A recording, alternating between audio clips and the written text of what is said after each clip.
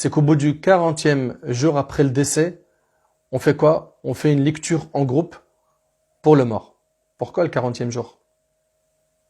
Spécifier un jour précis, ça demande une preuve. Il n'y a pas de preuve, cette chose-là est à éviter. C'est une innovation religieuse. Délaisser ce qui n'est pas légiféré. Maintenant, troisième règle pour les condoléances, préparer à manger pour la famille du défunt. Alors, ce n'est pas à la famille du défunt de préparer un repas pour ceux qui viennent présenter leurs condoléances. Ça, c'est quelque chose, subhanallah, j'aimerais bien, Allah yajazikum khair, qu'on diffuse un maximum cette information autour de nous. C'est-à-dire, la personne a perdu quelqu'un de sa famille, un proche, elle est peinée, attristée, elle a le cœur déchiré, et en plus de cela, dans les coutumes et traditions, on leur a enseigné qu'il faut qu'ils restent dans la cuisine.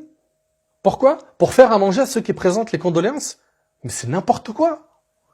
C'est pas comme ça que ça doit se faire. L'imam Shafi'i rahimahullah a dit dans son livre Al-Umm, il m'est préférable que les voisins du défunt ou ses proches préparent pour la famille du défunt un plat qui les rassasiera le jour et la nuit de sa mort, car cela est une sunna et un rappel bienfaisant, ainsi qu'un acte des gens du bien avant nous et après nous. Voilà. Donc c'est aux gens, les voisins, de préparer un repas pour la famille du défunt. Et pas la famille du défunt qui prépare un repas pour les gens qui viennent présenter leurs condoléances. S'il vous plaît, barakallahu fikum, ne faites pas des choses sans savoir si elles sont légiférées ou non. Faites les choses qui sont conformes au Coran et à la Sunna. Ceux qui ne l'est pas, mettez-le de côté. Oui, mais aujourd'hui, la majorité des gens le font. Et alors? La preuve dans notre religion, c'est le livre d'Allah et la sunna du prophète sallallahu alayhi wa sallam. Depuis quand la preuve chez nous, c'est les gens font? Depuis quand chez nous la preuve, c'est les gens font?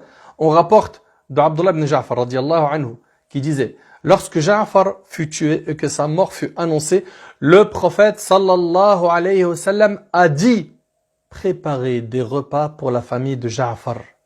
Préparez des repas pour la famille de Ja'far. Il n'a pas demandé à la famille de Ja'far de préparer des repas, non.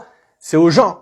Préparer des repas pour la famille de Ja'far, car une affaire préoccupante leur est arrivée rapportée par les 5, c'est-à-dire Ashab al-Sunan, sauf An-Nasa'i. Quand on dit les 5, ça inclut l'imam Ahmad rahimallah. Et d'ailleurs, Aïcha radiyallahu anha avait pour habitude d'ordonner que l'on prépare à l'intention de la personne malade ou en deuil de la mort d'un proche, une talbina.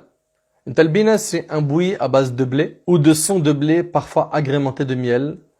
C'est ce qu'on appelle la talbine. Elle disait, j'ai entendu le messager d'Allah sallallahu alayhi wa sallam dire, la talbine apaise le cœur du malade et dissipe en partie la tristesse rapportée par Bukhari et Muslim. Donc c'est aux gens de faire à manger pour la famille du défunt et pas à la famille du défunt de faire cela. Mes frères et sœurs, n'ayez pas honte